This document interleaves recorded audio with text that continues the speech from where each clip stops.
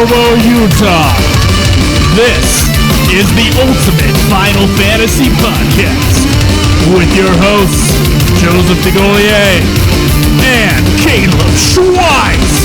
This is Ultima Final Fantasy.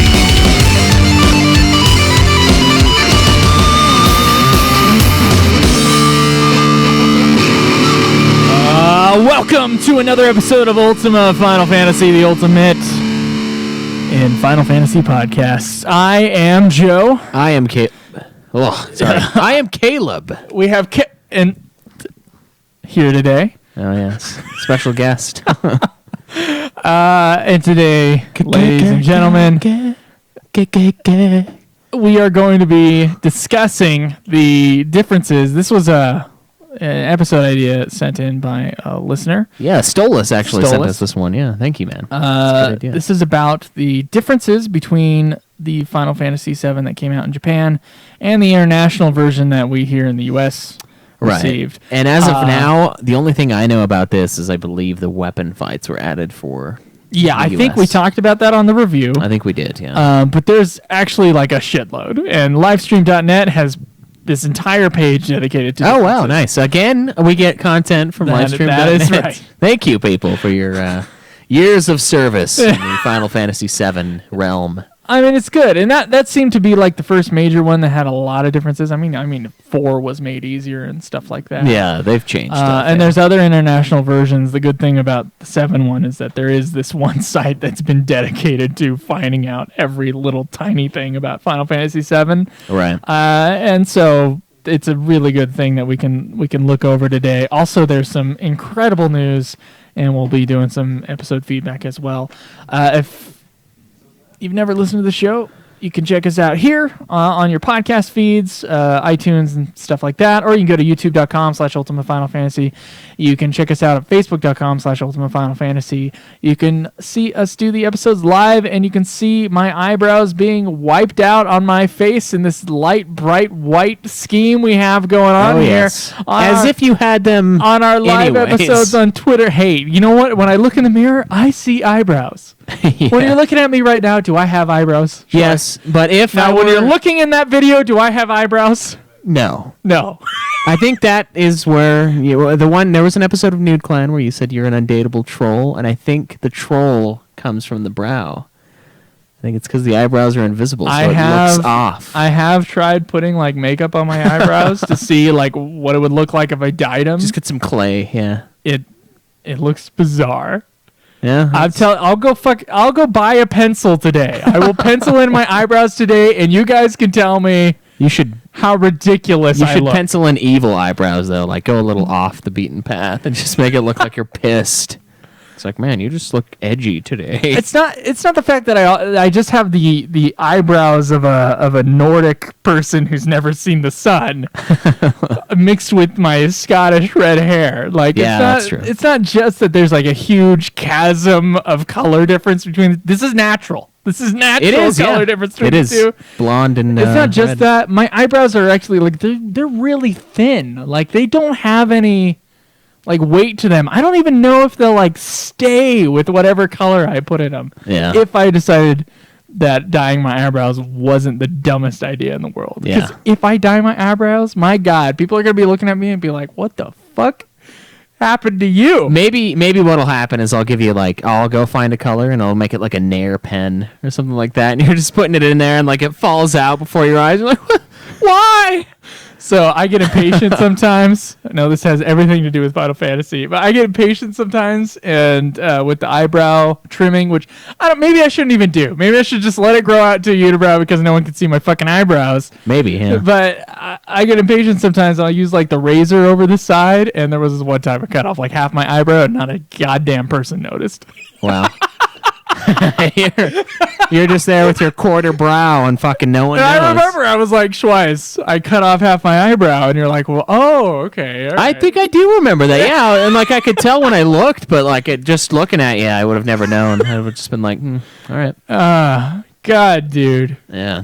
My eyebrows are the bane of my existence. You know, it's funny though because I used to get picked on as a little kid because mine were really blonde too.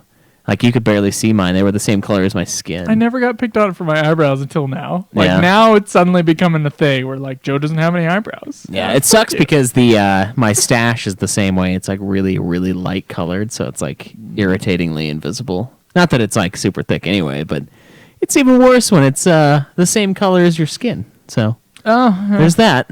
But, you know, the rest of my hair isn't red, so it doesn't seem as odd, but I don't know. So... Anyway. I have not touched Lightning Returns. Still, huh? It is, for anybody who listens to Nude Clan, you know what's up. Yeah, and you know, I know there's a lot of people, not a lot of people, some of you guys criticize the show occasionally for getting, like, pushed back because of Nude Clan. Remember that we beat 13-2 in a week's time. Yeah, let's say that excuse for the next 4 weeks. Yeah, we beat it really quickly. Do you remember when we beat this one really quickly? Yeah, do you remember Come on. Dirge of Cerberus, guys? Do you remember Final Fantasy 1 and Final Fantasy 2? 1 week. Episode 1, FF1. Episode 2, FF2. Look, because the person who sent in, this is linked to this show. Yes, Troy. Beautiful, wonderful Troy Kavanaugh, who, through the kindness of his heart, sent in Final Fantasy 15 to us. Yes. To both of us, despite the fact that you're the one who he was won going the to send it contest, to, right, yeah. won the contest for the thing. He sent it for me also. Joe's cry to the public. I was broke, right? I don't think I had a job, or I had just gotten a job or something like that. Yeah. And he sent it in to me. The catch being, we had to play Tales of Zestiria, Which he also sent to us, so awesome, right? So another game, yeah. Tales of Zestiria for Nude Clan. Tales of Zestiria is a 40-hour game, and I procrastinated for a few weeks. Right. And now I'm behind on Tales of Zestiria, and most of my free time has been going to Tales of Zestiria. There have been some, I guess I could be probably about 4 hours ahead of where I am if I had treated my time better with that game this week, but I still wouldn't have been. You treat games kind of like how I treat books. Like, I don't read 2 books at the same time, ever. I never do that. Unless it's like a series that I've read before. Like, I'm in the middle of the Song of Ice and Fire series. I'm on book 4, which I don't really care for. So I'm like, I'll put this down for a little while. Like, that's different. But I don't ever start a book and then start another book. And that's kind of what it seems like you do for games, which is a good idea. It's not like you're going to fucking mix up the story or anything, but it's get one done, and get a project done, and then move to the next project. That's how you get things taken care of. But getting a little screwed on the tails. It's okay. I think I'm going to quit my job in May. Yeah? Yeah, I might have like a month there where I just play video games. Wow. And then I'm caught up in a week, and I'm like, oh, shit. Yeah, that would be funny. I put another hour and a half or so this morning into the game. I am still around where I was before. I'm just kind of wrapping up the second or third day of the story. Trying to kind of get my bearings with the game itself. It's got a very different battle system, and unfortunately, I think me streaming it is kind of affecting it negatively, because I'm looking at the game, and for some reason, like the last few times I've streamed Lightning Returns, it just looks like shit on the screen I'm looking at. It just looks awful. And it might be the standard def, it might be the chords, something might be a little... I would argue that it's not just standard def. It's the fact that you're going into the thing standard def, okay? You've already gone down to 480p. Yeah.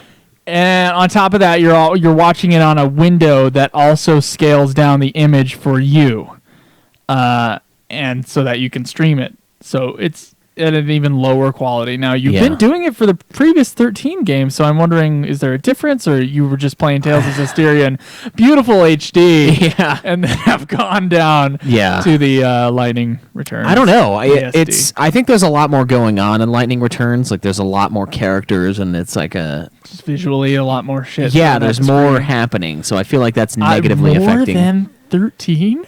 Because I remember one of the things with 13 is like there's so much shit on the screen. Yeah, I think there's more. Yeah, there's crowded towns. More. There's towns with a bunch of people in it, and there's like the camera angle is like more zoomed out, and it's just, I don't know, it's fucking with me. It's making it difficult to look at, and like I'm trying to figure out this game that, by the way, is on a time crunch.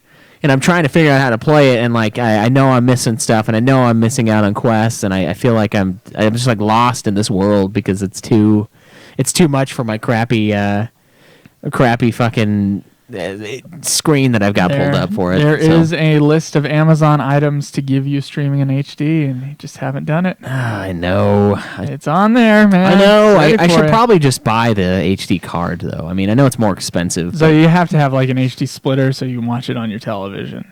Yeah. And then do the HD card separately, like it goes through a separate path. I figured all that shit out for you.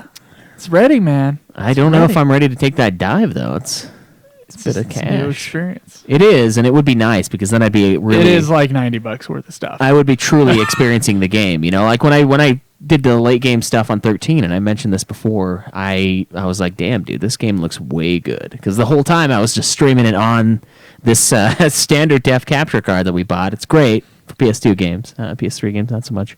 And I had forgotten how wonderful 13 actually looked until I threw it back on my TV. And I was like, damn, man, this game is way good looking. I'm like, Jesus, it's just perfect. Same thing with 13.2 and apparently Lightning Returns. But I'll look into that and maybe broaden my horizons for streaming. And honestly, that's part of the reason why I haven't been playing it as much is because I go into it and it's already a confusing game. Like it doesn't match 13.2 to me, and I'm not very good at it. Apparently, I keep dying on certain fights, and it looks like shit. So I'm just like, oh, push it off, Okay. But I am about 4 hours in, I think 3 or 4, something like that. Ways ahead. Boy. Yeah, I haven't touched it still. You said you're 3 or 4 hours in? Yeah. Okay, so that's not too bad. No, you're not that far behind. You should definitely play some Parasite Eve 2 while I'm on Systeria, though. Yeah? Yeah. I don't know. I think I'll play Lightning Returns. The thing is I want to platinum the game. I want to get the platinums from now on, here on out, for Final Fantasy. Except for maybe 14. I don't know if that's possible. I guess I'm not in that big of a rush. Yeah, so I am fine playing it. I know I'm going to have to at least play it through twice to get the plat for Lightning Returns, so you've got some time. Okay, that's good. All right, we do have some news, Schweiss. Are you ready for that? Yeah. News.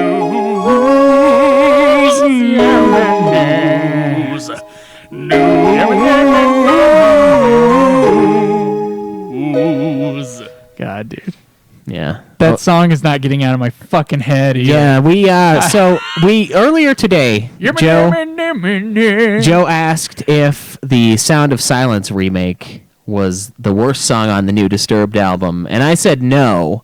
And I think it's I didn't ask you if it was the worst song, because we both listened to the album at the same time. Yeah. So it wasn't like one of us convinced the other person that the Sound of Silence cover by Disturbed was a terrible bastardization of the original song. Right, we knew it right away. We pressed play, and then when he started, we looked at each other with this look of disgust and a mutual understanding that this was the worst thing to ever happen to music. Yeah. Now, I know a lot of you people... including one of our patrons whose name is Disturbed's Sound of Silence. God damn it. That's the name of the Patreon? Yes, that's the name of their fucking Patreon account. All right. We know that you guys are fans out there, but listen, despite you being wrong, we did have to, we were wondering which one was the worst song on the album. And I said, is it that song or is it the song where he's like, where it was, I think it was track 5. I remembered it being like track 5. Something like that. And him going, yeah. And you remember the name of the track, which was The Light, which we listened to before we started recording, which was a mistake because now that awful, awful song, which is worse than the Sound of Silence cover, is stuck in my head. Yeah, I think it's worse too. I think I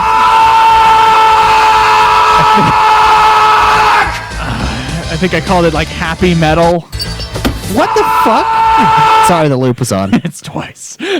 It is happy metal. It's like a very cheery song, so it's stuck in my head too. The darkness and light. It's Jesus. It's so fucking bad, dude. I love 10,000 Fists, and I love The Sickness. Yeah. I've never listened to Believe.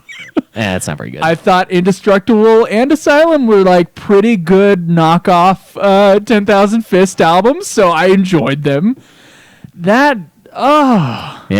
I feel you though. It's stuck in my mind as well. Like I keep like thinking the beat, and I'm like, why? It's like a pop song. It won't let you go. But speaking of letting go, Square Enix, is that a car alarm? It is. God damn it. That's what happens when you open the door, Cameron. God fucking damn it. We have to hear car alarms all day. That's the second car alarm in the last hour. Okay. I don't even know if the audience heard the car alarm, but it is distracting as hell. Yeah. Speaking of, moving on, you think? Square Enix decided to relocate their data center for Final Fantasy XIV. Oh, wow. For North American players. There's a huge article on it that I don't want to read, but that's basically what happened. So there you go. Look at that. Fancy. There's also a Final Fantasy 15 Chapter 13 update. It is now available. The one that we've been talking about for a while. That would happen. Here are the 5 months later. Here are the patch notes, and thank you, Shinru, for sending in this news. There's some various bug fixes, which is good. There's an addition of Chapter 13 called Chapter 13 Verse 2, which is an alternate route featuring Gladiolus. Now, this is not clear to me, and I don't know if someone knows this, whether or not you need the Gladiolus expansion in order to do this, or if this is really just in addition to the actual game. And if it is just in addition to the actual game, that sounds really interesting. Yeah. I bet you it is. Enhancement of some Arcana spells, Alterna, Holy, and Death. Announcement of winning snapshots from the first photo contest. Nice. Viewable at Taka's pit stop in Hammerhead. That's interesting. Temporary conclusion of timed quest that will resume on a later date. Not sure what those are. Those are the timed events that they released. There's certain like quests and hunts that were. Gotcha. So those are like put off for now. It sounds like. Some episode Gladiolus downloadable content, music tracks. Jamo confirmed you can do it without DLC. Oh, okay. Okay, very good. That's cool. Like, makes Chapter 13 even longer. Yeah. let's make it really fucking long.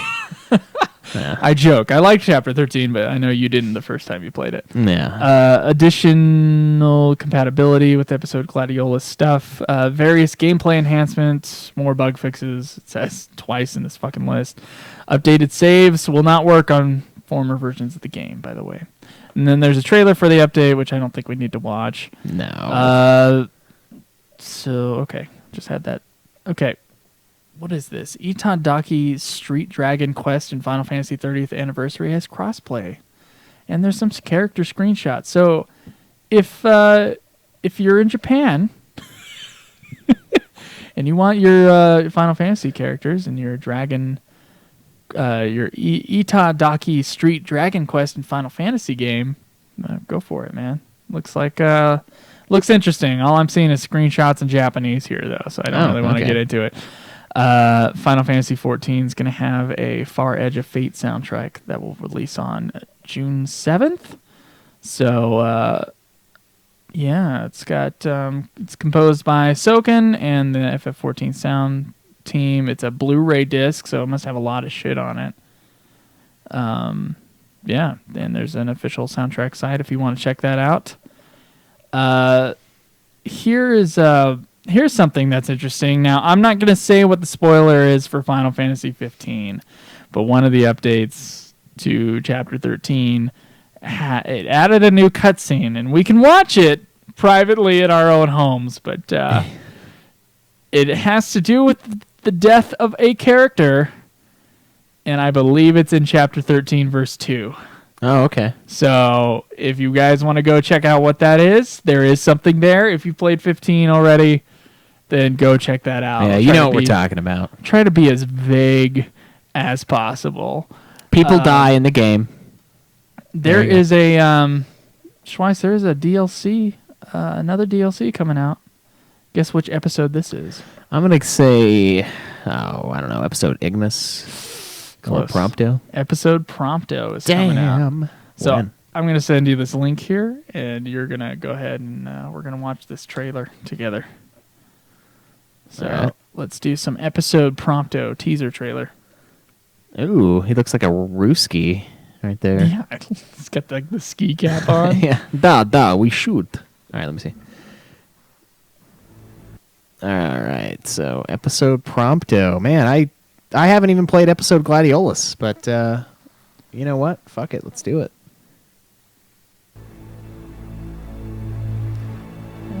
Our mine are back. There's clouds. Okay, it's looking good. That's good. Some snowy mount. Oh my God, he is Russian. So he's in the snow area. It looks like. Yeah. So we get some expansion in that area. That's very cool. Looks like there's a corpse. He's got a gun. Naturally. He's got a gun. All right, what is this body? It may not smell good, but it'll keep you warm. Yeah. He's looking at a body in the snow. He's pointing the gun at the body in the snow, and then it's like his fat self. Yeah. It's Plumpto. Plumpto. And we just had the sound of a gunshot without an actual gunshot. The hell? The Gladiolus one had like a shitload of stuff in it. Yeah. This one was like a little teaser thing. June, huh? Fancy.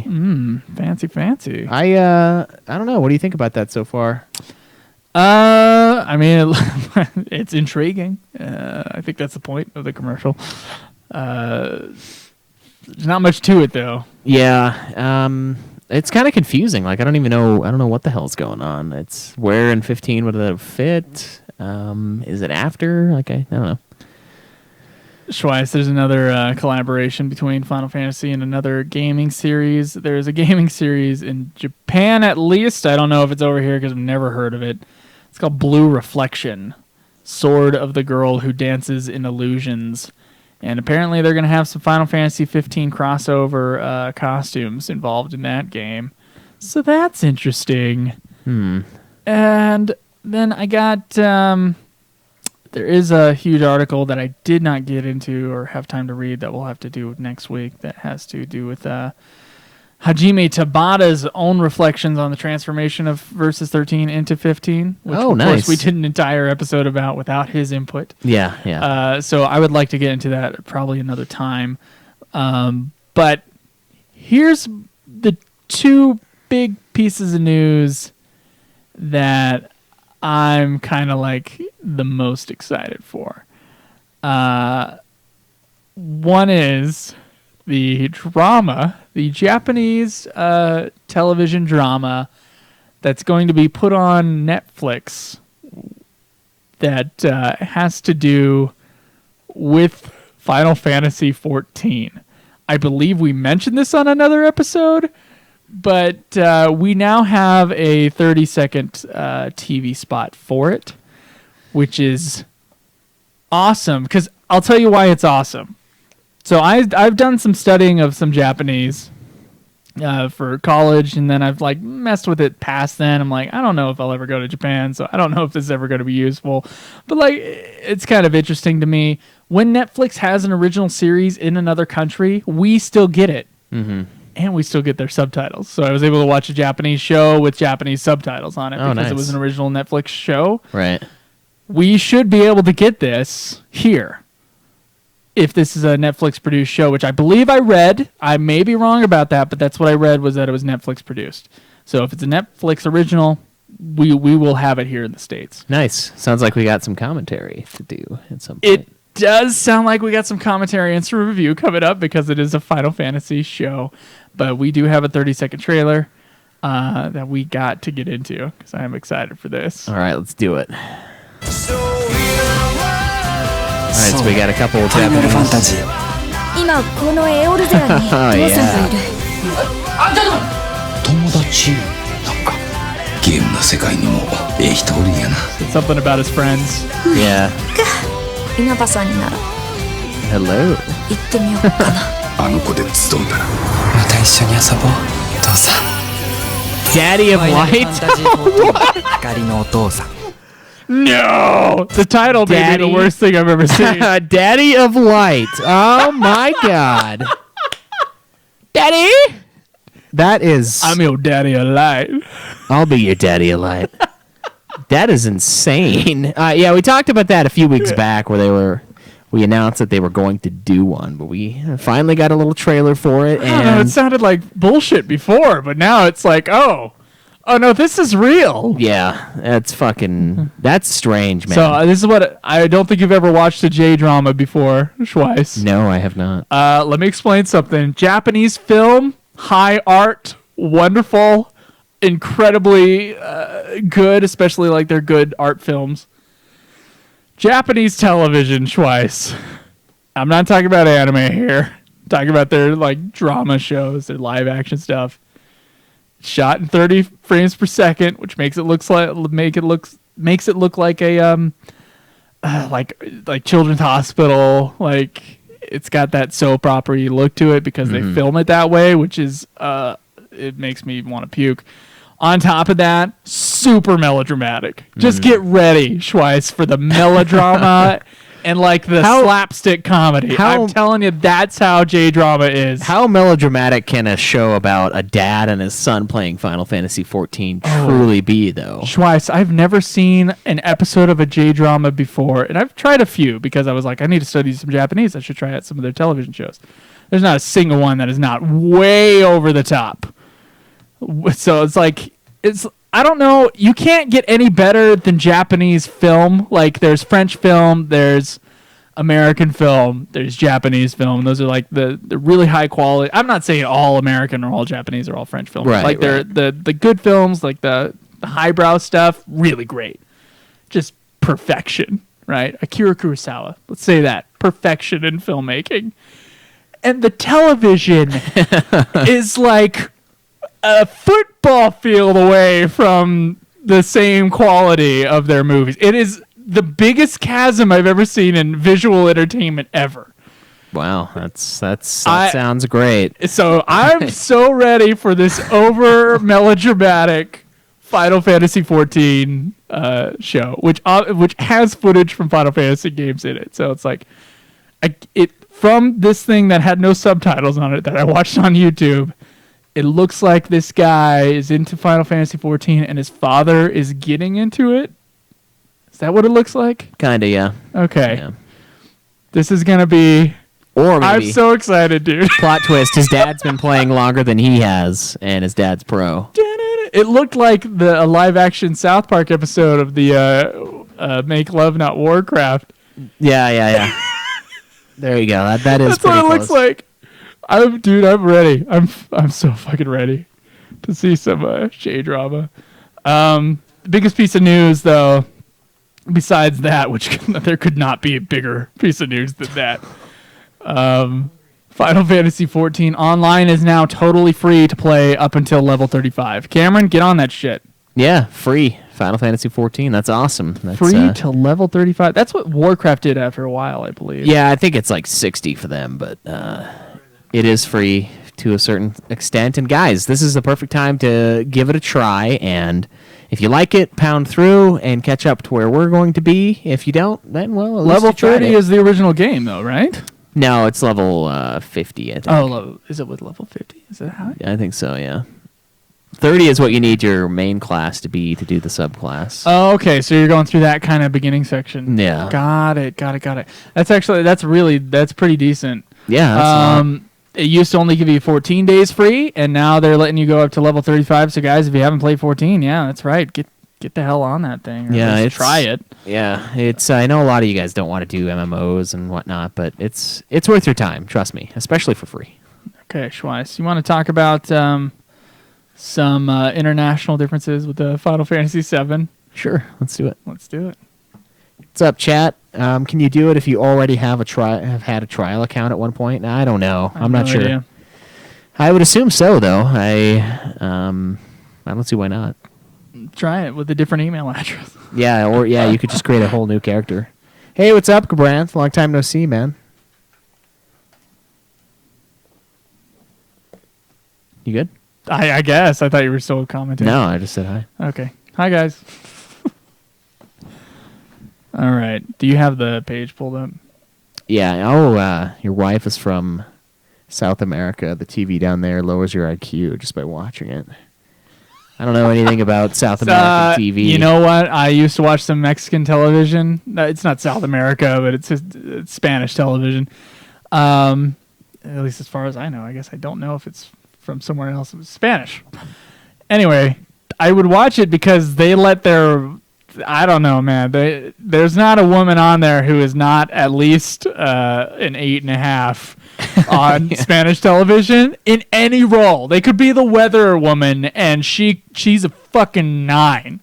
Like, and cleavage. So 2 good things. As a teenager, I did spend some time when people were gone out of the house, and I didn't have internet. I did spend some time watching some Spanish television.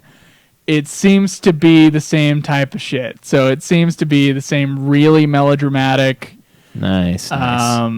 dramas and comedies. Like they're really bad. Yeah. They're so bad. I don't fucking doubt it at all. Oh, dude, they're so bad. It's the best though. It's so good because it's so bad. There's something in that. Yeah. Especially with the J-dramas that are just like, I can't believe. I look at that and I go, I saw Departures from 2008, a fantastic film. And I'm like, the same people in the same industry. Maybe they're more separated over there. The same industry made Orange Days. It's like... you will see it. You will see the J drama. You will understand. Some people are like addicted to that shit though. They're like as addicted to it as they are with anime. Like they can't stop watching J dramas or K dramas. Yeah. Roxo says Europe has the best weather channels. The nude weather. Oh yeah, they got naked news. Yeah, that's that would right. be sweet. That would be nice. Yeah. Especially as a teenager, that would have been great. Just watching women strip and do the news. Yeah, dude. Why not? Well, if you're going to have the news, you might as well have it awesome, right? Right. Jeez. What the fuck? What other way? I mean, seriously. Fake news. Yeah. The best news is from Naked News. You know it. I know it. You know it. I know it. Everybody knows it. Okay, man. This is a big, huge list. It's big. Tremendous. It's tremendous. You ready? Yeah. Okay. Let's do it. Okay, so this is the email we got from Stalis. Says, so I posted this in the forum for whatever reason it's not showing up, and it did not. I did not see it. If it does show up later, feel free to delete it because it was a double post. No, it was not. So because everyone is bitching about the Final Fantasy 15 DLC/add-ons, I think it would be great to remind everyone how Square handled DLC pre-PS3 era with the international/final mix versions of certain games. I think the fan base isn't aware of how much FF7's original release was missing content. We see it as missing content, at least here in the West. And Japan had to wait close to a year for it to be released as the international version over there. I think that the Final Fantasy VII content should cover a whole episode, but this list of international versions are as follows. So there's Final Fantasy VII, Final Fantasy X, which, of course, when we did our complete version, Final Fantasy X and X-2 Complete, there were differences from the version that we had, and they added stuff back in that was in the original Japanese version. Right. Final Fantasy X-2, Final Fantasy XII, of course. So they had the Zodiac version, which was just Final Fantasy XII. Right, yeah. And then we get our version, and they change things around and make it more open, and then they, in Japan, when I say they get a international version, which is our version, which is crazy. It's crazy that it works that way. So there's one for Final Fantasy XII, and then we get some Kingdom Hearts ones. So there's Kingdom Hearts Final Mix, Kingdom Hearts 2 Final Mix, Kingdom Hearts Birth by Sleep Final Mix, and Dissidia Universal Tuning. So, and then he said, to make our lives easier, here's a big list of the Final Fantasy VII stuff. So I didn't know about most of this, just as you don't. So I kind of want to go through them. The first one that we have here, the difference between the version that came out in Japan and the one that we got later, and then they got even later with an international version. It has to do with two different FMVs. So in the original one, when Cloud hands over the black materia and the North Crater crumbles, everyone but Cloud escapes on the high wind. And then the Sephiroth theme is still playing. The grounds of the crater crumble into the deep. Tifa on the high wind deck stands by the railing and looks back at the scene. In the new version, the FMV has now been substantially edited and changed. They changed the name of the actual file on the disc. The PC version apparently still has the same name of the file, but that's how detailed this fucking site is, by the way, with their information.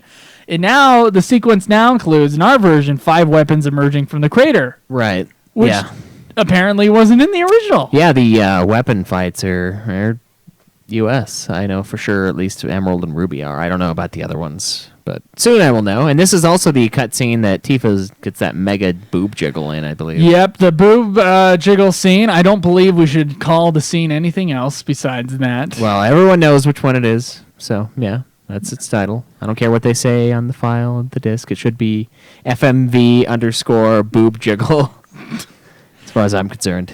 Okay, so there's another thing here that has some more information on how... We got more information on how Cloud, the story behind Cloud and Zack from the original Japanese version. So they say here that the only way to get a hint of how Cloud came to Midgar and what Zack's ultimate fate was to read the reports in the Shinra Mansion.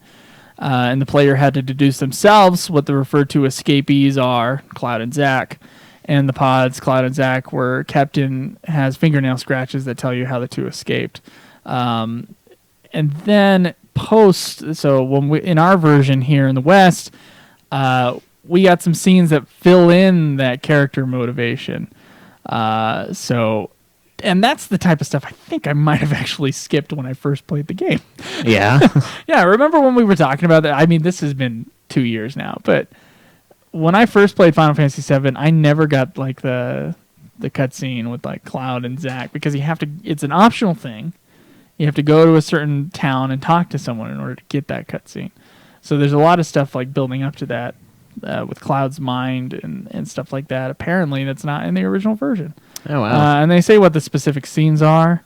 So, let's see. 2 events are shown before the jump to Junin. Tifa chases after Cloud in a black space, which then cuts to a flashback of her finding Cloud at the Sector 7 train station. Tifa's the sick combination. Tifa's motivations are explained in depth. It's like, that's a good scene, and that apparently wasn't in the original. Ultimately forming his false memories right there. And then after Cloud has returned to the party on Disc 2, a flashback can be triggered by entering the Shinra Mansion basement. That was the only hinted one at the Japanese original that is fully shown and explained. It is clarified Zack dressed Cloud in the soldier outfit that Cloud's mercenary title from the game begins stems from Zack's idea of them both to become... That's really weirdly written there, live stream. Anyway, so it's the scene where I guess he dresses Cloud up and they get out of there. Yeah. Which is a big important scene. So I'm not sure if it cuts all the way to the ending scene where they get shot at. I kind of doubt it. But at least the stuff building up to it, that's not in the original version. Right, yeah. Could you fill all that stuff in, you think, as a Japanese player? I don't know, man. That's kind of a stretch. If you play the game enough, maybe, but I probably wouldn't have noticed without those cutscenes. Like, I wouldn't have known exactly what was going on. I wouldn't have noticed without Advent Children. Yeah. Advent Children's showing that stuff. And then when I couldn't get a hold of Final Fantasy VII, we're talking about that dark time. The dark time of Final Fantasy VII not being available on every fucking thing in the world. Right, yeah. Which I goddamn could have used in high school when I was trying to get a hold of this fucking game. There's a thing in the Advent Children disc that is like a retrospective on Final Fantasy VII. It has all the really important scenes from Final Fantasy VII. Right, yeah. That builds up to Advent Children. It does basically the whole arc of the game. And then when I played the game, I was like, there's a whole section in here that I've never played. And of course, it was the Cloud and Zack stuff, which is... still hurts. The final screen is different in the two versions. One, you get like a infinite loop star, which I believe we have, and then the other one, we do. The Japanese original just had a black screen that took you back to the menu. They did add the bosses twice. That is true. So I think, what is it, Ruby and Emerald weapon? Yes, Ruby and Emerald. The Japanese original, apparently only 3 weapons are ever shown to exist, which are Sapphire, Diamond, and Ultima weapon. And the name of the first 2 apparently were never actually given in the game, so they were just kind of...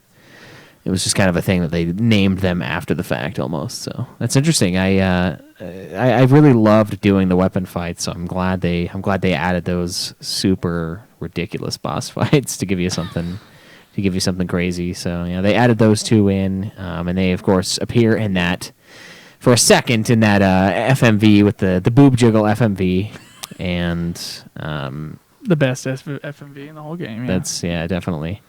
And it's crazy. It was a good fight. That was something I love. They added. This is a minor gameplay one.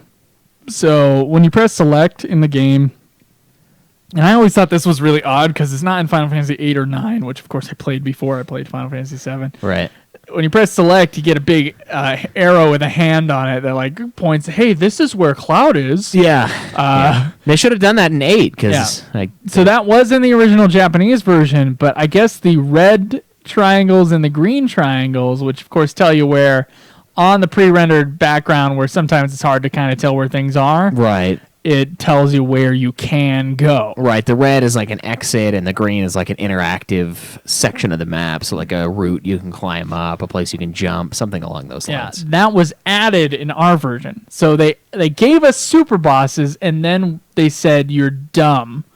So they gave us these arrows on the pre-rendered backgrounds.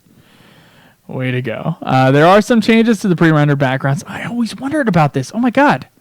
Okay, so in the mine town, when Cloud goes in and there's a big sign that says Gold Saucer on it. Yeah. North Australia. That sign was added into our version of the game. And I always wondered, like, why, if this is a Japanese game... Why is it in English? Why is that sign in English? Yeah. Well, there you go. They went ahead and changed it for us. And there's a couple other minor things... having to do with the backgrounds. They slightly changed a lot of the pre-rendered backgrounds. I don't really know why. Yeah, but they did. There's a couple spots where they make the path more visible. They added a big metal bar to the Junin cannon they removed a big metal bar from the Junin cannon that wasn't there before. That's really odd. Yeah, whoever found all of these is like super meticulous. Some of these, like, hey, different. It's like one of those people that. Their favorite part about a comic strip is like can you find all 11 differences? Let's see what they got to do these. Okay, so we got some added stuff in the game. So Yuffie's weapon called Rising Sun, it exists in the game code in the Japanese version, but is an unusable item. You can't get it. In our version, Yuffie can steal it from Diamond Weapon. So they added that. There's apparently a new side quest called Old Man and Calm.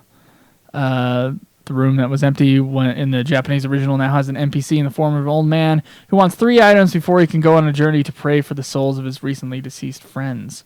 Which I don't believe I ever saw this in the game. Do you recognize that at all? I recognize him, the Earth Harp, Desert Rose, and Guidebook thing, yeah. So I think I did. All right, so that's a whole new side quest that wasn't even there. I don't think I did it, but and defeating Ruby Weapon gives you the Desert. So obviously they added that whole thing for the weapons, right? Yeah, on top of the weapons, right?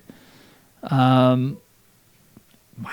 Okay, so the Coral Reactor. The area has its own battle background based on field background stuff. So they changed the background for the in-battle stuff for the reactor area, which is good. Yeah, I that's one thing I love about the game. It's like a lot of times they have their own custom area. But it's funny, though, because like sometimes it'll pull you back to an area that you totally walked through already, and it's like... This is awkward, but whatever. Okay, so in the original Japanese version, you can only add materia to people who are in your party. Oh, wow. Yeah.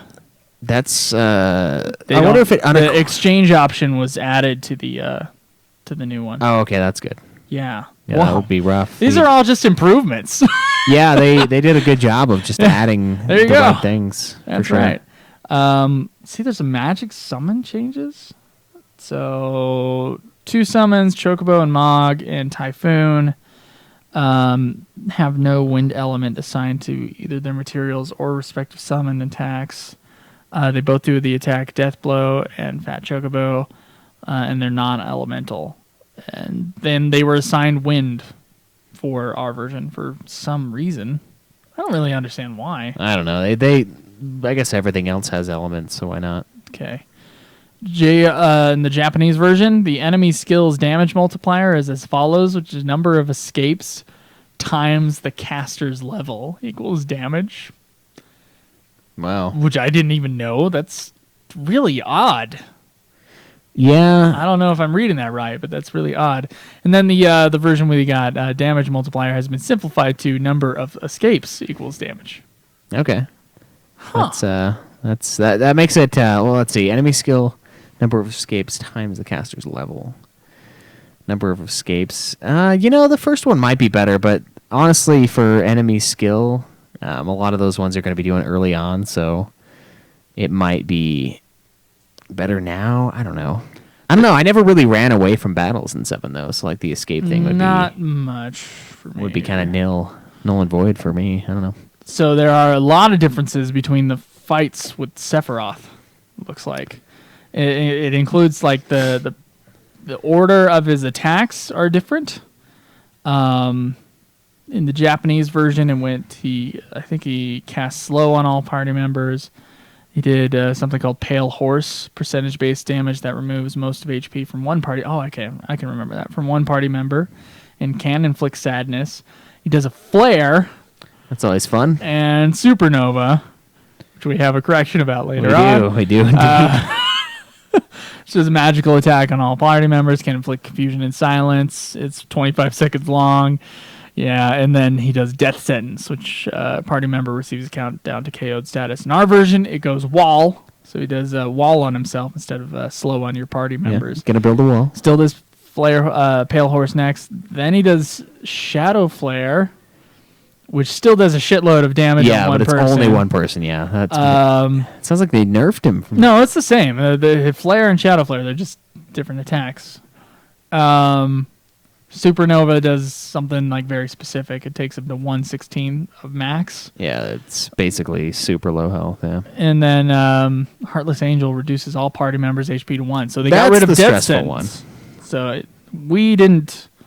don't think we got as bad of a version because Death Sentence, I think, is kind of worse. Yeah, the countdown to KO, it does say party member in the screen, though, so like it would be a solo target, it sounds like. But if it was everybody at once, you'd be fucked. Like, if you don't kill them in time, it's just over. So. Something else that changed in that, their modifiers on like his HP is different in the 2 versions. Here's something. The Brain Pod, which is a Shinra headquarters enemy, looks totally different in the 2 versions. The one that looks like a teapot. The magic pots. The magic pots in the Japanese version don't look anything alike to the U.S. version or the Western version or the international. We should just call it the international version. Yeah. Most of our audience is from the United States, so I'm just assuming, guys. I'm sorry. Well, the international version is normally the one we don't get. So. Because the international version of 12 is the one with the Zodiac job sphere. It's the international Zodiac job system version of the game. Okay, now I'm confused. Yeah. 10s was the international. The one we have now on PS3, that's the international release. But it wasn't internet. It was theirs. I think it's... I don't know if Japan... I don't know which one Japan gets. I know that... how confusing this is? UK gets or like Europe gets the international one.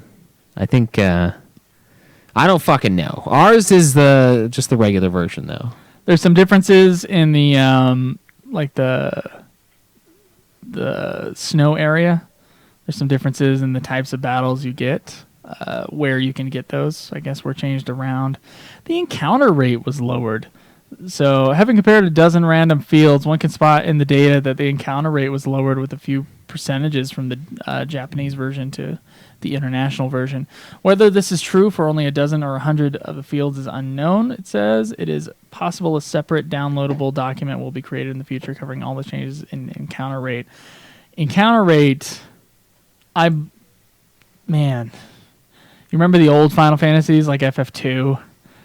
I think it was it was FF3 that had the sick encounter rate, right? Yeah. 3. 3 was bad, and I think 5 was pretty bad too. And then after, there were a bunch of the old school Final Fantasies. That 1 was fucking awful for me. Going into that final dungeon, it was like every step sometimes. 2 was the same way. No, 2 was the final area in 2. It was like every other step was a final encounter. I believe this. I think they've slowly like lowered the encounter rate on these games throughout the years, which is nice. I guess they got some different mini games. The body temperature game, I guess, is new. Wow. Man, Schweiss, there's so many differences in this thing. Yeah, it's crazy. It's almost like a totally different game. It's nuts. There's a lot of differences in the submarine game. There's a lot of differences in the snowboarding game, in the clock puzzle of the ancient temple. Wow. Okay, so in the Japanese version for the clock puzzle, the Keeper of Time will initially only allow you to move the arrows in set intervals, which are not clearly spelled out and requires the player's experience to figure out. If the player falls down the hole 3 times, the minigame is made easier. The player can now move the long arrows around freely, but in our version, you can just do it freely, regardless. Right, yeah. That would have been frustrating. It would have been, yeah. That would have been shitty. In the chat, by the way, Jake says international is usually the re-release in Japan that shows up in Europe. So 12s, yes, that works for it. There's some glitches and bugs. What is this? Magic pots in the Japanese version can be damaged and defeated even without giving them an elixir first. Oh, wow. That would have been nice. They will be shouting for elixirs, but either due to a glitch or because the function isn't there at all, elixirs aren't actually necessary. Wow. That would be so nice in our version. Not that we can't W-item the shit out of elixirs, but still.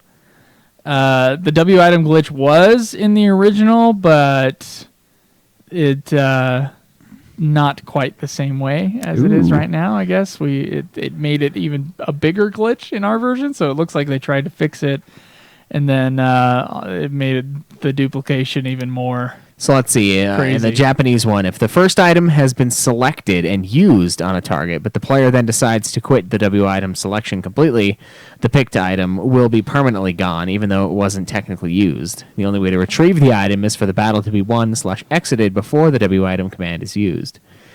The failed... Okay. So it is different. Ours is definitely more broken. That's... In the Japanese version, there's a glitch where you can get Yuffie on level 1, which is insane. Yeah, she has 10 HP, according to the screenshot here. That'd be a great thing. Looks like there's a glitch to get some level 3 limit breaks on Kate Sith. Do a level 1 run for Yuffie. Just keep her level 1. Oh, that's almost impossible. Yeah, you got to use all those enemy skills and fucking items and shit. Yeah. Ugh. I don't think you can keep any their XP down either. I don't think there's any item that stops it. So I remember when I did my 19-hour version of FF7, the basic thing was like poison them. That was one thing that would always that would be one of the processes that you have to do to kill bosses at a really low level. Another one was Trine. Trine is sick. Trine was boss. Trine's the only way. You have to fight this one thing to get the skill Trine, and then the game will be beatable, which is insane to me. Apparently, the sound is different on the limit breaks, the limit break slots of Tifa and Kate Sith, which is I wonder why they did that. Sometimes these changes are odd, though. Yeah, it's weird because it's benign. Yeah, it's almost like, why didn't you do that in the first place? For some of them, it's like maybe it's like a director's cut of the game is what we got. We got all of it, and they went in, and the studio went in, and Big Bad Studio cut out all the extra sound effects and the cut scenes, and then they when they rebranded it for the Americans, they added all that extra stuff in. They had full artistic range to give us those extra bosses. So in our version, Barrett tells you when to or how to run. He says press the cancel button to run. And in the original version, he just runs off without saying anything. In the avalanche going into the power plant part at the beginning of the game. Train escape, I guess some sound effects and some of the dialogue is different. There's some Shinra Manor stuff that's been worked around. God, dude. Yeah. Shinra Mansion has been worked around too. Different extra entrance and exit points for the Chocobo Farm. They really did a lot of revamping for our version of the game. That's crazy. So this page, you can go to livestream.net to look at it. Yeah, we'll post a link in the episode description. So you go to the Final Fantasy VII part of the thing, and then the FF7 version guide, and then the JORG, which I believe means Japanese original version, and then post JORG, which is the international version, as it were.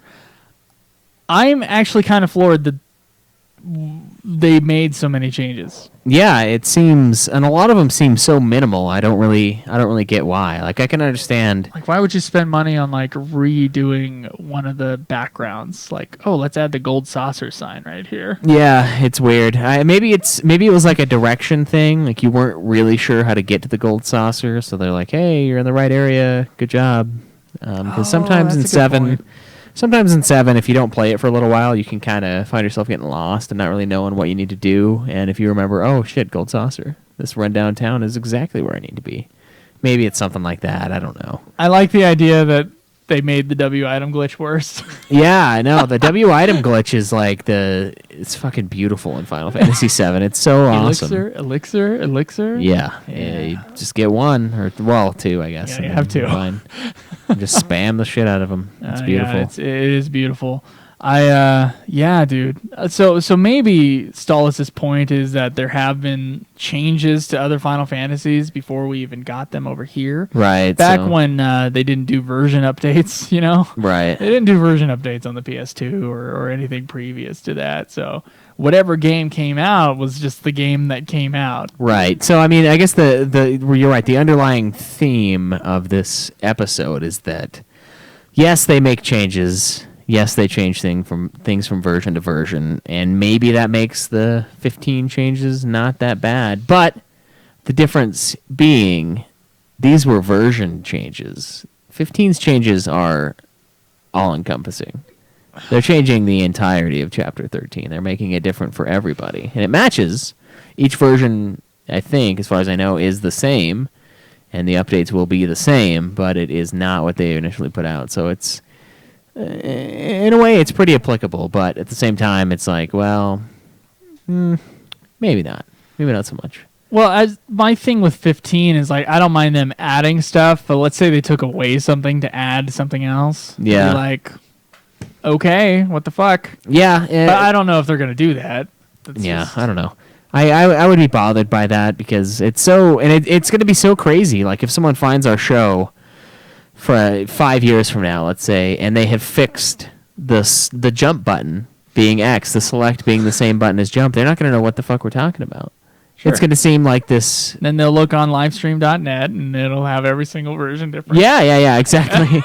We'll have these guys to back us up in that, but it's odd to have a situation like that, but then at the same time, I mean, we played a version of Final Fantasy XI that's vastly different than the original release of Final Fantasy XI. That is true, and I could not be more grateful. Yeah, exactly. For that change. So, I don't know. I guess it's not that big of a deal. Honestly, as far as if I were to be asked which version of each game I would want, I would probably say the one with the most content, even if it is added in later on, as long as it doesn't screw with the story too much. If it's just bonus dungeons, if it's just added content for Chapter 13 and FF15, if it's the expanded W item glitch and Emerald and Ruby weapon fights, then go for it. I would much rather have that than not have it, you know?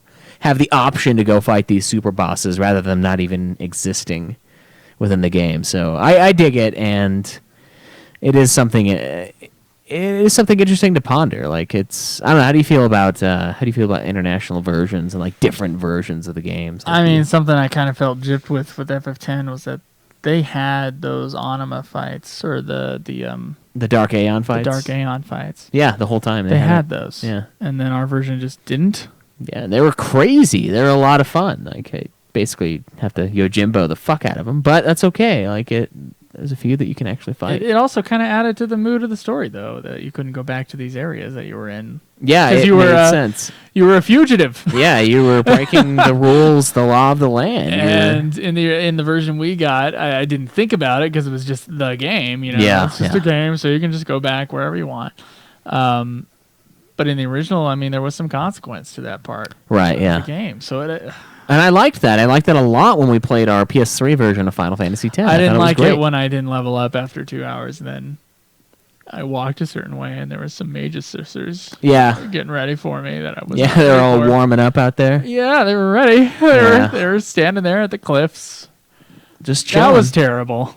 Just chilling. Yeah. But yeah. I mean, I would like the version with the most stuff in it. Yeah, and there have been other games that we haven't played, the expanded versions. I mean, I know the iOS version of Final Fantasy I and Final Fantasy II, they have extra dungeons and all these extra content areas, and it's not a big deal to not play those, but in retrospect, I kind of wish I would have. Also, the iOS version of 2 sort of fixes the big issues we have with 2, and I was pretty jealous when my buddy Christian was playing that one while I was playing this PS1, like, disaster piece of a level system.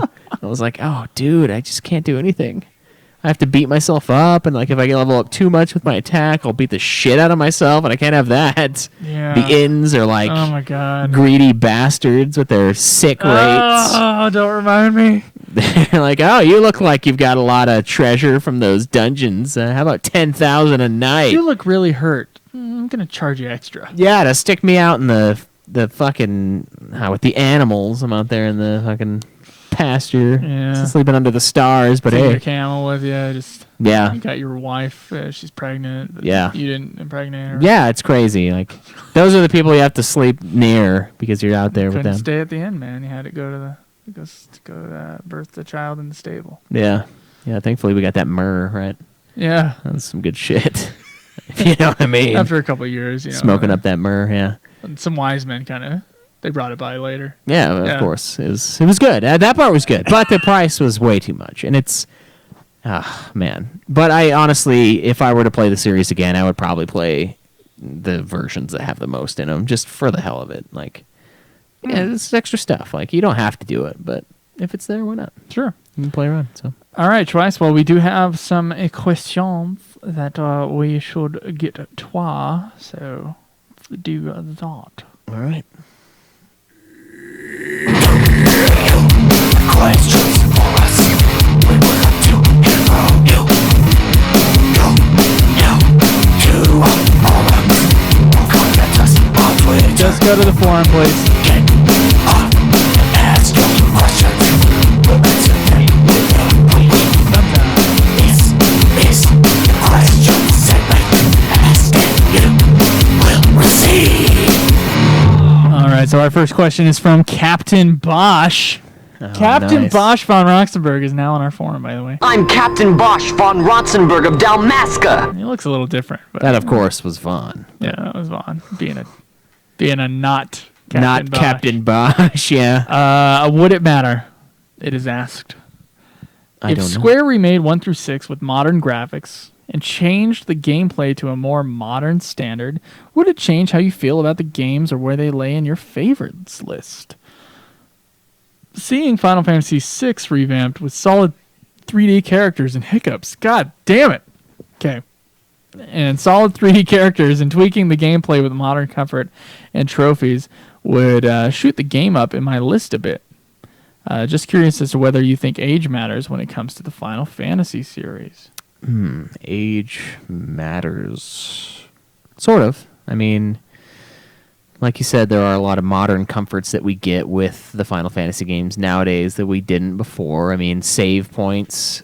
At a certain point, they started rejuvenating your health. You have autosave. Autosave in 15 is beautiful. It is. You've got save states in some of the early ones, which were nice, but or like quick save. I can't remember what it was in like 2 or something. It was a save state of sorts, and you turn off the console and it's gone. Or 3. No, it was 3 that had that, I believe. But I don't know if it would change my rankings. I like to look at the games for what they were at the time, which.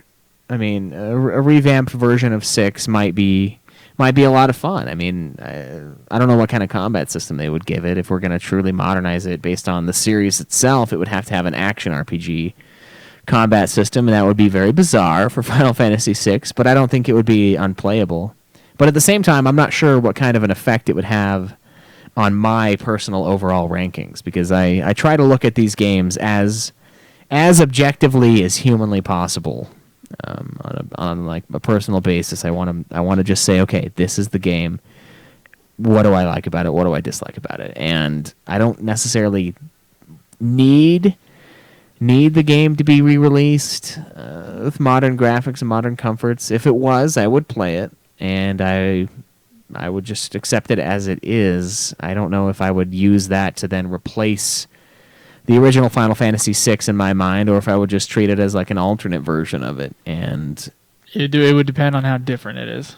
Yeah, if it was different enough, it might be its own game, and then I could maybe pit it up against the original. And who knows? No one knows what's going to happen. I think things should just be left alone. I just have a general sort of philosophy about that. I guess I bitched about remakes on my Facebook the other day, and a lot of people did bring up some good remakes, like Ocean's 11 is a better movie than the original Ocean's 11. But they were never remakes of great films, and I was talking about films. They were never remakes of great films that were good. Right. And I would say that 6 is a great game, 7 is a great game, and because they are already great, the chance that they will make a better game for the time that it's in is really low. And so I'm concerned that they're wasting their money and they're wasting their time. And I'm much more interested. I like playing the old games as a history piece. Is that a problem? Like, why does 7 have to be remade? Why can't I just play it as an old game and enjoy it as an old game? Yeah, I mean, you still can, but it's for the people who want it to be a new game. Well, Square Enix is making new games, so enjoy the new games that are coming out. Buy those. So I don't like the philosophy of it. I don't think it would change my rankings of it. I think that what would probably happen is that if it was different enough to be a different game, and not like the voice acted 3D version of FF4, which is basically the same thing. Right. It has a couple extra scenes, but it's mostly the same. Right. If it was that big of a difference, I would kind of count it as just a different version of the same game. Yeah, and whatever my preferred version of that game would probably be whatever I ranked it up against. Right, and I would maybe do a ranking of like remakes of the games at that point. If you wanted to get that deep into it. I don't know if I'd pit it against the original, because it's probably going to be, better in a lot of different ways. There's a lot of things that make games easier now, that make the Final Fantasy games simpler to play that they didn't have back then. And I don't think it's fair to judge old stuff against new stuff, because they're just different. It's not that one's better. Sometimes they're better technically, but it's not that one's better and one's worse. They're just different because of the time that they came out of. You're looking at a Super NES game. There's a certain charm in Final Fantasy VI.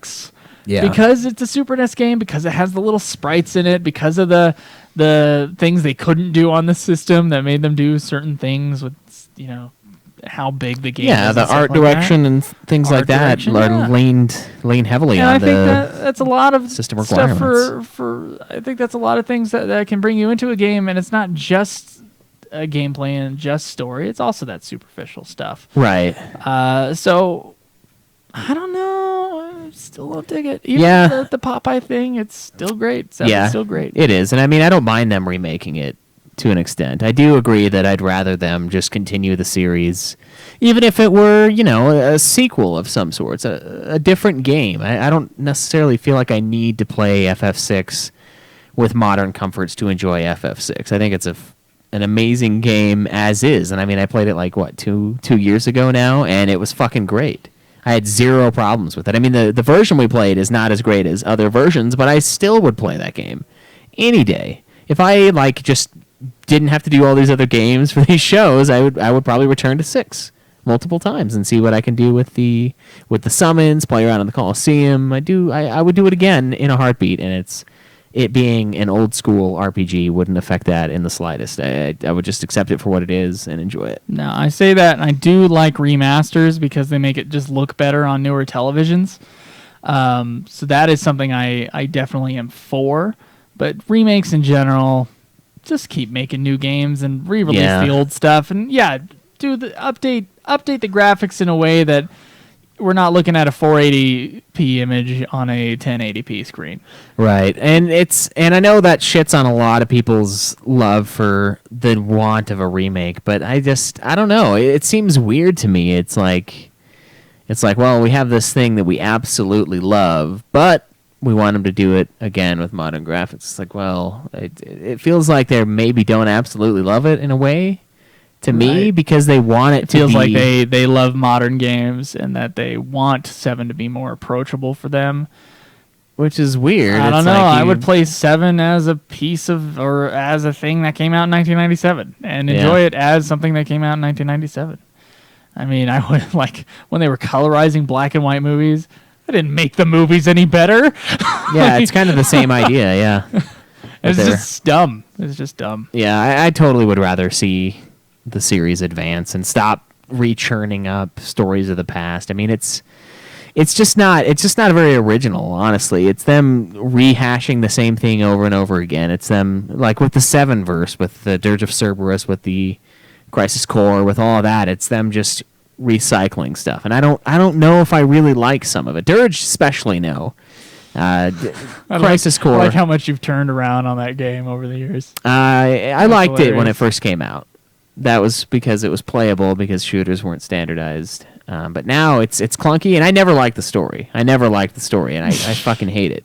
It ruins aspects of 7, and that bothers me. And that's what happens when you fuck around with remakes and prequels and sequels. And the company is a very different company now than it was then. It's a very different company from 1997 to 2005, 2006, when Dirge and those games were coming out, 2007-ish. Some things get overlooked, and it bothers me because they create these scenarios where they fuck up on something, but this is the new story, this is the new canon. Okay, this is canonized because we said so, and it's like only because you fucked up and you didn't want to, you don't want to own it. You're just going to say this is the real version. This is Advent Children Complete is the version of Advent Children. Like, okay, well. All right, well, fine. That's fine, but there's problems with it. There's problems with a lot of stuff, a lot of the prequels and with 7, and I don't know. It's just annoying, and I'm sure we're going to run into that with the remake, and I'm sure we would run into that with FF6 remake, FF9 remake, any of them. There would be changes, and that's not necessarily a bad thing, but in some ways, I think it kind of is. It's almost like a betrayal because we're getting. The hype we're getting for these games are people that love the games. They're people that will notice these changes, these retcons, these differences. And are they going to still love it? Probably. But why? You love this piece of media so much and that you want it remade, but they're going to fucking change it to match whatever else they want going on in the 7 universe. And I'm sure they're going to fix some of the story elements, which might have been due to the crappy translation of 7, who knows, but I don't know. It almost seems unfair to the fans of the original in some way. Yeah, I don't know. We'll see what happens with this FF7 remake. I promise you, though, you're not going to like it as much as the original because the original is the original, and that's already in your head. And it's already a great game. For most people, think of it as a great game anyway. Not everybody. I think I've said what I wanted to say about remakes. Yeah, I think I've said it all, guys. We'll play them. I will, at least. I'll play them, and I'll gladly play them. Yeah, you're gonna play the FF12 remaster, the Zodiac version. Oh yeah, but that's not a remake. It's not. It's a remaster in the other version of the game. which is fine. That's the same game basically. Way awesome, right? Yeah, it's good. I can ×3 travel when I'm walking around. But they were like running. We redid the whole thing. We made Captain Bosch the main character. I would fucking spooge. But, would you? I would, because that's how the game was supposed to be initially, but then they forgot that children look up to awesome, badass adults and then threw in 2 throwaway child characters. Yeah. Make 12 great again. Take out Vaughn. Make it about Bosch. Next week we do have a question about. I saw that one. Yeah, that's going to be fun. We'll do that next week. Nox at Night 88 says, "Here are a couple questions I think I could provide that could provide some interesting content for everyone." This is titled "How have you ever?" First question: have you ever had to start over in a Final Fantasy or other RPG due to getting stuck? The answer is yes. Oh, do tell. Final Fantasy VIII. I've gotten stuck multiple times in the past when I didn't realize that leveling up hurt you instead of help you. And I wasn't that thorough about the draw system either. Yeah. So I got royally fucked. I would say Lunatic Pandora and with Adia. Man, it was bad, dude. Yeah, I would say that. And I have restarted. I was like, oh, I was playing it wrong, and I restarted it. Yeah, I would say that times. I don't know if you're not supposed to level up in 8. It does increase stuff, but I think if you know how to play the game, if you understand the combat and the junction system, you can level up. It will just fine. be a highly challenging Final Fantasy game. Yeah, I don't think it gets much more difficult. I think you just need to understand what you need to do when you need to do it, and you can level up all you want. Now, the problem is when we first played 8, neither of us knew what the fuck we were doing. So we were leveling up like a Final Fantasy, like 7, like all the ones we've played and heard about and seen. And didn't all give that. the junction system as much time We as didn't it needed. understand it, yeah. It's just beyond. But the game is its easiest when you don't level up. That's true, because you can still spam Ultima into your attack and you're a god. Yep. That breaks it. But I honestly think that you could play it. But you restarted because of that, though. Yeah. In Final I didn't Fantasy understand it either. Okay. I stopped. It was deep within a forum somewhere. And this show is important because I still think that information is fucking deep. You can't get that information very easily. At least I couldn't when I was playing FF8 in high school. The internet was still very prevalent. It's not like it was forever ago. But for some odd reason, that information, that little piece of information, that they level up with you and they get bigger stat boosts than you do. Yeah. So the hardest version of Final Fantasy VIII is level 99. Oh yeah, I don't doubt it. But I think you could still beat it because you know what you need to do. You can still beat it. I'm not arguing that. I'm saying that it will be tougher, and you do have to pay a lot more attention to what you're doing. Yeah, with the junctioning and with the... And that is part of the difficulty level, is how much your effort you're putting into like your stats and shit like that. If we were to go back and play 8 right now, it would be a breeze because we know exactly what we need to do. Yeah, I would not level up though. Yeah, I wouldn't either. I would probably I would pay attention in that underwater temple area and not move when the lights flash. Yeah, there you go. I leveled up like 24 times down there, and I was like, "Fuck, dude, this is awful." Oh my god! But I was still able to pretty easily beat the final boss, except it's a little too low health. Like I think I died like 3 times, and then I beat her. But that Graver attack wrecked my shit. But yeah, I've never had to restart a Final Fantasy, though. I've never been in a situation where that has been the case. FF6, I almost ran into a situation on the floating continent where I thought I was done, because you can't leave. Well, you can. You have to run up and you can jump off and then leave, I think. If I'm remembering correctly, I might be mistaken there. But you had to go through a big area, and I couldn't. I thought I was going to die there. I couldn't fight the enemies. They were too strong. I feel like I got there a little too early. The nice thing, though, with 8 is, or 6, you could, die, and then you can load your game up, and you still had the XP and stuff from it, I think. Something like that. Something weird along those lines was happening in 6, but I ended up just grinding my way out of it, and I was fine. But I usually go balls to the wall with these things. I do one save file, and that's it. I go fucking nuts. I'm like, I'm not taking up space. This is the game. I made that decision. I'm going to stick with it. Have you ever had a card malfunction on you? Because I have. It's not a good idea. 2 saves.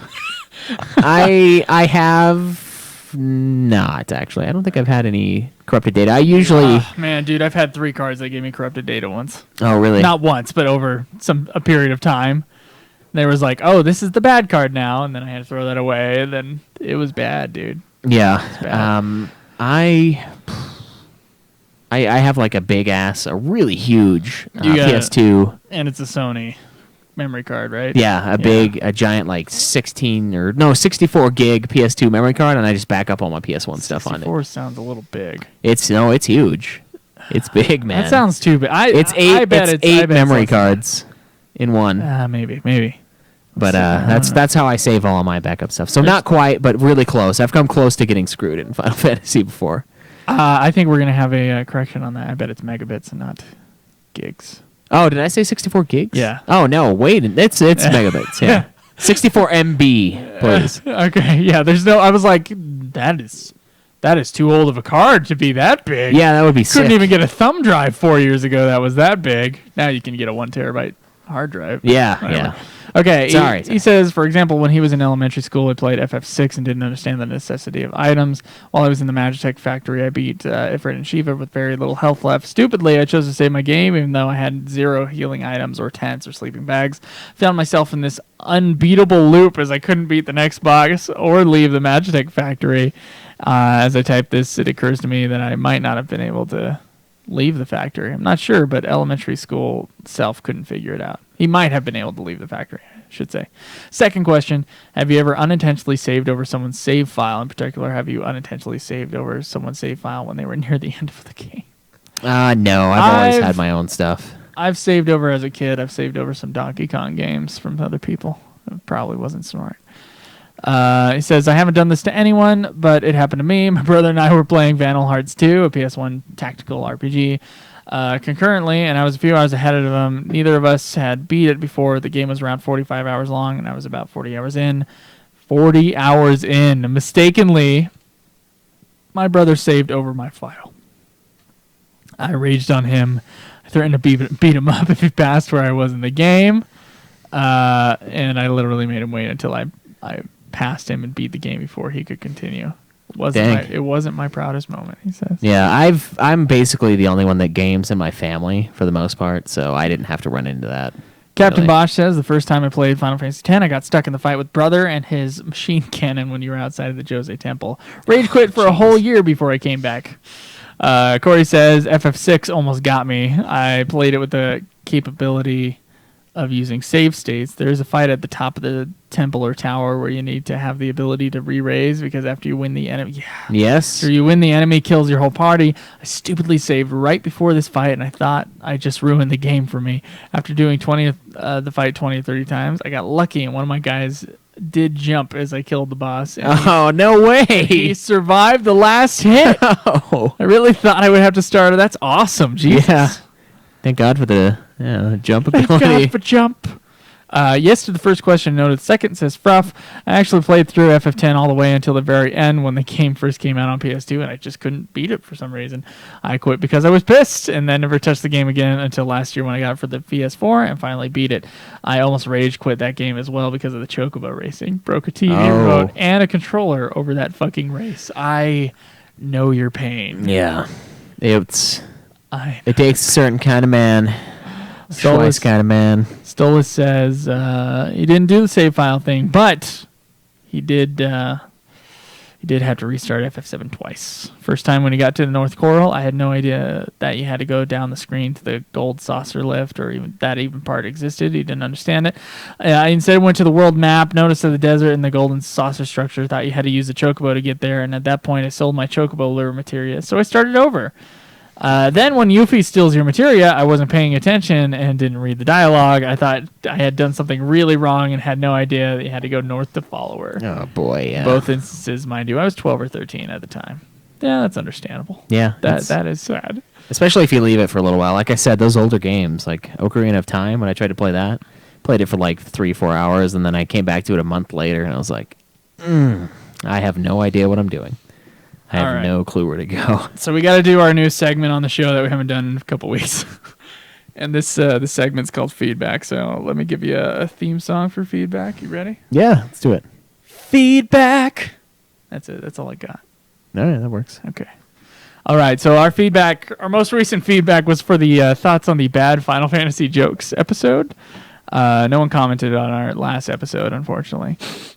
I see how it is. Felicia Nomika says, some of these jokes were actually funny, but most of them were groan-worthy. Which ones were funny, Schweiss? I don't know. I don't know either. I think they're all kind of maybe the white mage stuff. Yeah, this could have worked, yeah. Okay. B, oh my God. What? Oh my God. We totally have another one of these somewhere. Okay, the U.S. uses imperial units. This is about the measuring thing. Okay, it's imperial. Imperial units. We call it standard. I think we called it American, and we didn't know what it was called, so don't give us on that. I think we admitted to it not knowing which one it was called. But we're the only country I know of that uses it. So, anyway. The U.S. uses imperial units, which is a system that can be traced back to the Roman methods of measurement. The units we use now were standardized in 1824 by the British. It's not even our fault. But they've been around in various forms for a long time. The metric system wasn't standardized and adopted until 1875. While it could be said that the metric system was first invented in the 1500s, it wasn't really ever used until after the French Revolution. By that definition, the imperial system is quite a bit older.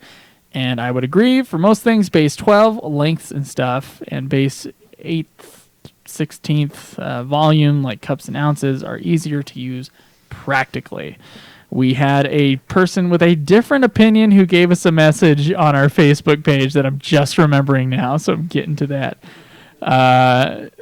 About the same thing. This is totally about Final Fantasy. Yeah, so it's really what it's about. I love it when we get trashed on like non-FF stuff. Like, well, actually. Okay, all right. So what have we got? I would like to say that I don't care, but I don't mind our measuring system at all. In fact, the idea of having to split a piece of wood, though, to 10.36 centimeters or whatever the fuck you have to do, not into. Yeah, that'd be a pain. Yeah, I not into doing that. Like 10.33. Yeah, it's too much. 3. Look at that. Instead, I could do, 4 inches on either. Like, you could have a 12-foot or a 12-inch board, and you can cut that divided by 3. Yeah, you can do more. That. It's easier. Anyway, okay, so we got a rebuttal here from Robert. He says, and however much this is worthy of your time, I submit the following. I understand if you do not care. Thank you for understanding that I do not care. I respectfully encourage you to reconsider pontificating on the virtues of what you call the American system of units. We call that because we don't have another name for it now. Now we do, but we didn't when we were not looking up things, but had to discuss something on the show. Okay, 1, it is not the American system of units, called the imperial system, because it's distinctly not American. It goes back to the Great British Empire from the 1825. See, Brits, it's your fault. The metric system is older than the imperial system of units, which I believe you said. And it is. Nomiko might be right. Number 2. It is categorically untrue that only scientists use the metric system, which is a generalization that I made. Says, I am a PhD physicist. I work with engineers all the time. We use the metric system frequently. The more the work involves engineering that has complex electronics, we absolutely use the metric system. Okay. So more fields than we thought. All right. Saying 3, saying that the metric system is too hard. I didn't say it was too hard. It's just 1 is easier. Not that 1 is too hard. But naturally, I want to use the easier one for measurements. Anyway, to work in a basic craftsmanship is silly. You think that it's hard to divide by 10? I am quite certain that you can move a decimal point. I'm quite certain a lot of people can't. Maybe not a PhD physicist, but just on the fly, you don't want to bring your calculator out to do some woodwork. Come on, that's my argument. On all home repairs, he uses the metric system. Moreover, do you think that all craftsmen in foreign countries are just way smarter than that they can't handle the metric system? Surely not. People are people. No, I agree with you on that. 4. Did you see this message twice? No, I Oh, you didn't see this? You didn't see this pop up in the thing? No. Okay. You stated that we are a manufacturing company, therefore we are in a few things. Therefore, the American system of units makes sense. The U.S. is mostly service/intellectual property-based economy. Moreover, it is to our detriment that we should use a system of units for our exports that no one else likes. Most importantly, the system of units used in no way enhances industrial production. No one thinks better in one system of units. It is utterly arbitrary. I grew up with inches, feet, and yards, and now I think in terms of centimeters and meters.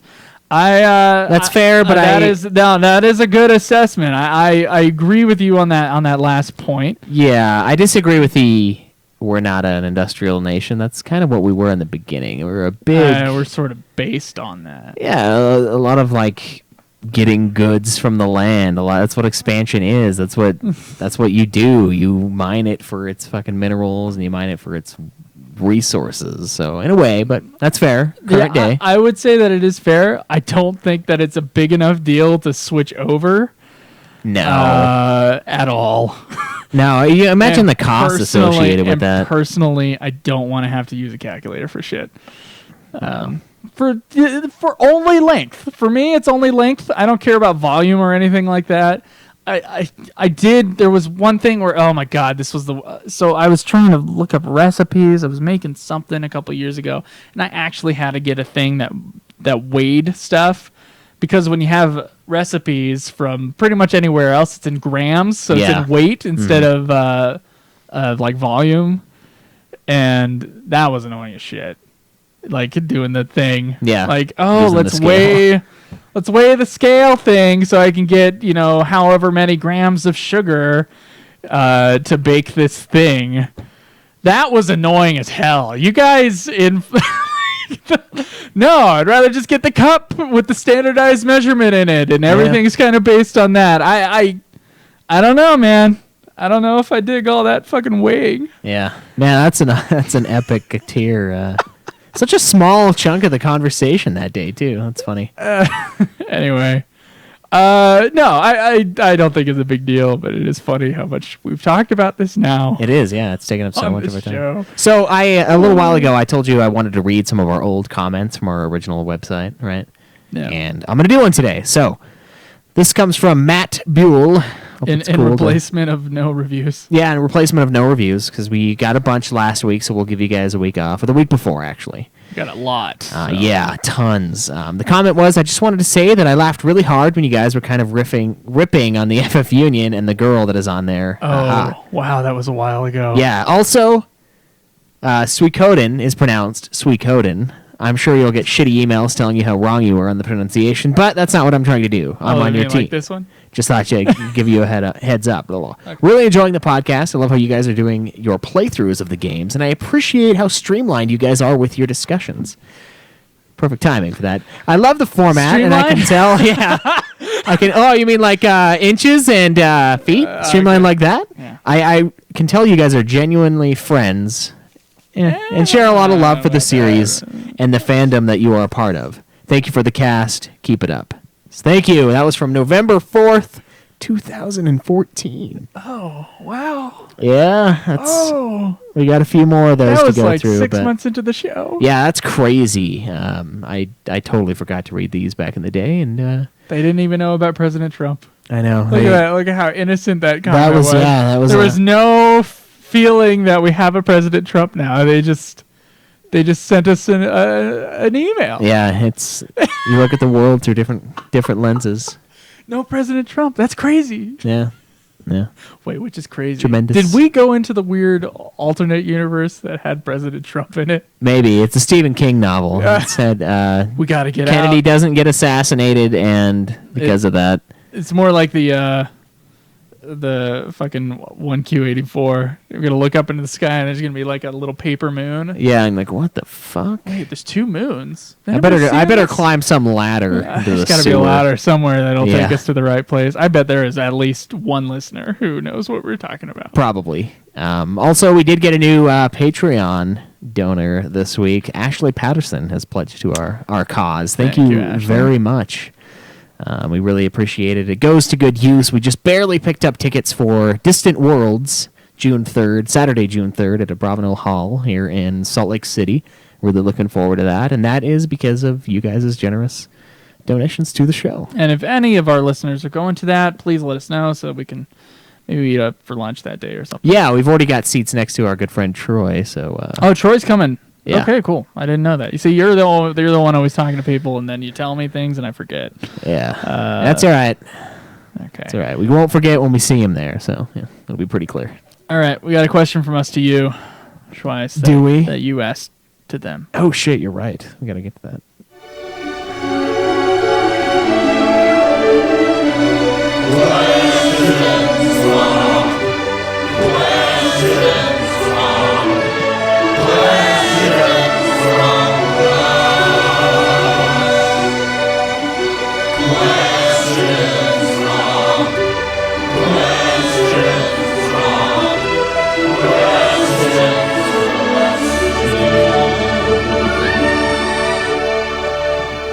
Your question last week was, should I throw away my honor and play Lightning Returns on easy? This is a good one. Gage Zilla says, I don't remember it being very hard. Thug life. That was his reply. Okay, so that's 1 for not easy. Okay, Stola says, you are not a pleb. I believe in you, Schweiss. 2 for not easy. 2 for not easy. Alistair says, take it you're already finding it a bit rough. And if I managed on normal, don't see why you can't, though I got super pissed off at parts, says Alistair. Okay, so 3. 3, yeah. Jacob says, keep it OG. 4. 4, yeah. Chris says, so long as you get that sweet, sweet plat, brother, then it's all good in the FF hood. Can you get the plat without wanting it on easy? Yeah, you can. I would count that for 1 on easy. Okay. Shinru says, easy! Then you can have fun when you play it on normal the second time for the platinum. Believe me, it's better because trying to do all the quests in the first time on normal is hard to do it on easy, like Square said to do. Easy in Lightning Returns was normal in the other games. This game doesn't have levels you gain stats from and close and quest completion, so you have to beat all the quests, but a bunch are hard on normal for your first playthrough. Okay. Okay, so that's 2 for easy and 3 for hard, right? Right, for normal. Okay. IRAT says, I agree with Shin. I have played Lightning Returns 13.3 and think that your first play should be on easy. Okay. Then on the New Game Plus, go normal. All right. Okay, we're tied, right? Yeah. Silver Shades. Oh my God, we're tied. And the last comment says, "Play it however you want. Game should not be frustrating." All right. What do you think? It's a tie. Yeah. Look, man, if it's gonna get you the plat easier to do it on easy first and then do it on normal on New Game Plus, I would do it on easy first. Okay. Frankly. Chat says normal. I'll do normal. Oh my God! All right. Okay.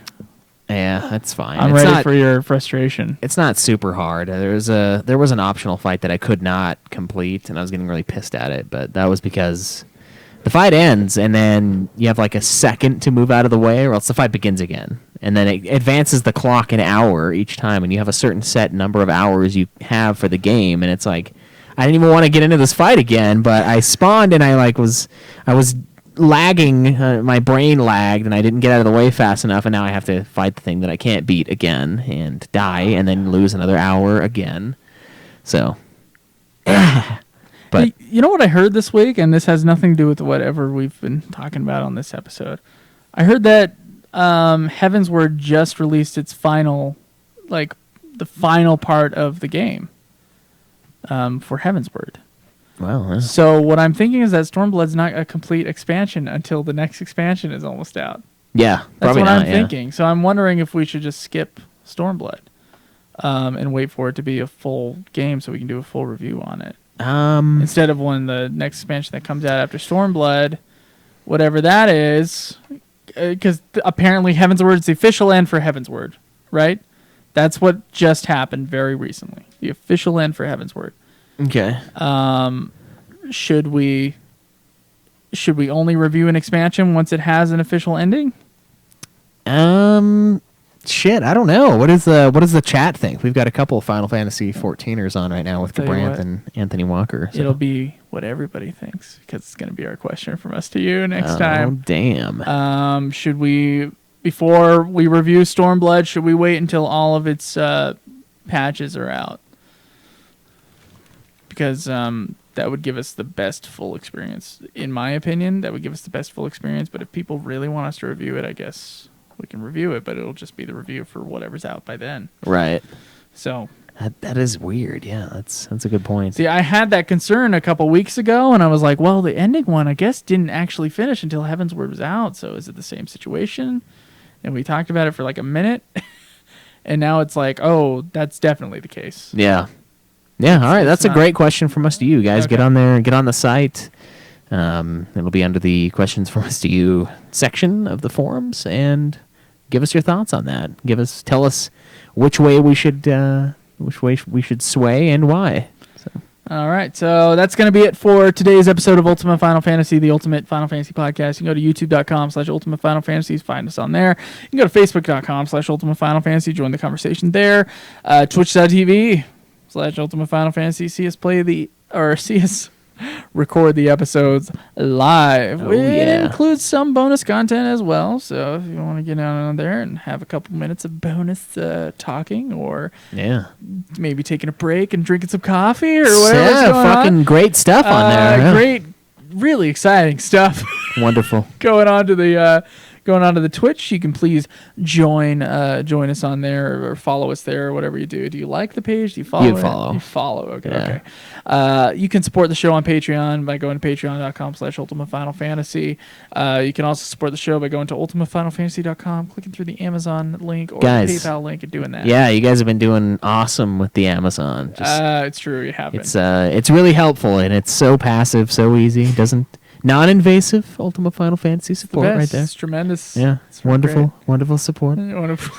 UltimaFinalFantasy.com is where you find everything. Join the forums there. You can tweet me at Joseph Vigolier. Me at UFF Podcast. And check out our other shows. Nude Clan, video game podcast, where we talked about movies the entire episode this week. Yes. So if you want to... If you want to go onto a video game podcast where we talk about movies the whole time, there you go. That's a great show for you. Godzilla podcast as well, where they talk about video games and not movies. Yeah, that's right. We talk about video games. No, we don't. We talk about movies on the Godzilla podcast, mostly Godzilla movies. And then, what's the other show? The super sexy swinging fan fiction. Super sexy swinging fan fiction continues. Oh yes, on another feed. We'll see you guys next time, I guess. Yeah. Enjoy the end of Heavensward grind. This has been another production of Ultima Final Fantasy, the Ultimate Final Fantasy Podcast. The show was produced by Joseph Degolier and Caleb Schweiss, with music and editing by Joseph Degolier, parodies and clips from their respective authors, of course. You can get all of our episodes as well as our Let's Plays at ultimafinalfantasy.com. You can also contact us on Twitter at UFF Podcast, as well as our contact page on our website. Be sure to subscribe and review our podcast. Your reviews may get read on the show, and look forward to the next episode of Ultima Final Fantasy, the Ultimate Final Fantasy Podcast.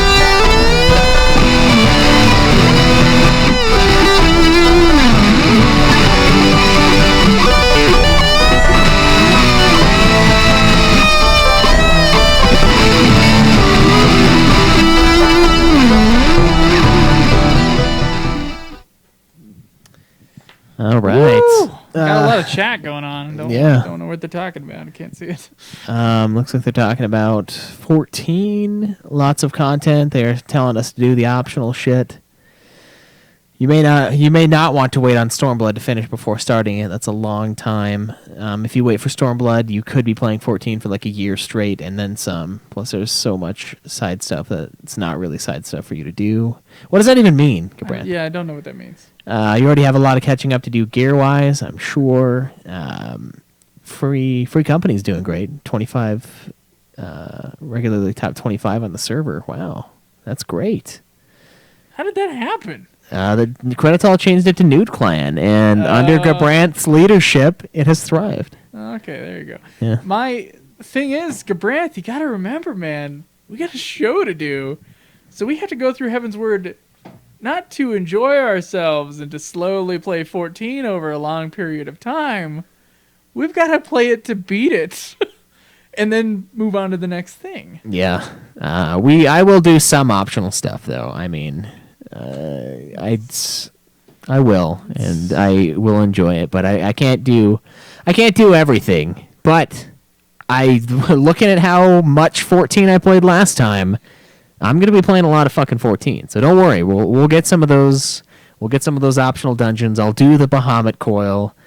I'm totally fine doing that. I just hopefully have enough people to help me out. And the Alexander fight, yes, I'll try to do that too, Anthony. Those are iconic for the series, and we did it in 11. The Alexander fight in 11 was fucking sweet, so I'd love to see what they do with 14. So I'll do some, but I'm not going to do all of it. I can't drop the show forever just to play 14, man. We promised Limit Break Radio that we weren't competition, and if we become a 14 podcast, then we will be.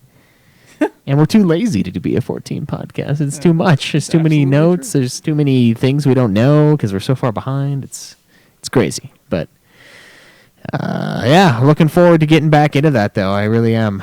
It'll be exciting to see what the free company looks like now with all those new members. But, all right, guys, we're going to take off. Thanks for hanging out on the Twitch. We will see you again in 1 week.